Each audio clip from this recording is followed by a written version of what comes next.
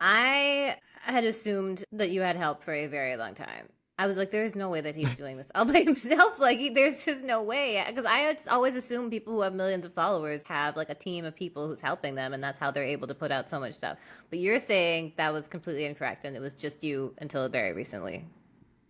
Yeah, yeah, Good it's to just know. me. The only reason I had to get someone else, I was just pouring like 10 hours into this, like putting like 3 or 4 videos all over that are like maybe like 5 minutes in length each. So it's nice to be able to kind of offload that to someone I trust, you know? So with all these things you do, I am just always curious. Like, what is the first thing you do in the morning and the last thing you do before you go to bed to bookend your whole day of making thousands of videos?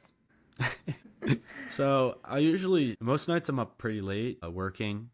I'm typically working, especially in times when I'm feeling like very attentive, like extra attentive to Gaza because there's zero food being allowed inside, or the ceasefire was just broken, or so that stuff. And because I feel so connected to and empathetic for the Palestinian suffering being caused by Israel, it's just like it keeps me up and it keeps me working. Like I want to do everything I can. And so I remember, and this is just a little story. After the ceasefire was broken by Israel in February or in March, sorry, I like literally didn't sleep for like 4 days. I was just worked constantly.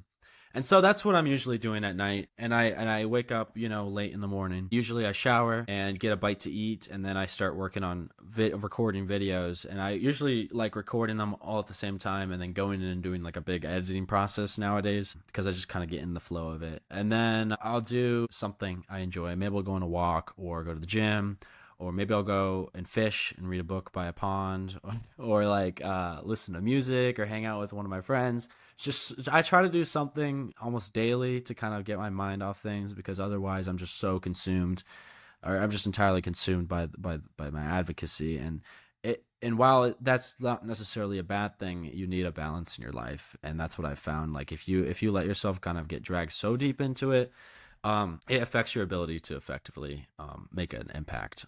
So It yeah, does. that's pretty much my routine. I work late in the night. Where I know you get your news from a lot of different sources. Usually what people mention to me here, so I'm going to get rid of those right off the bat.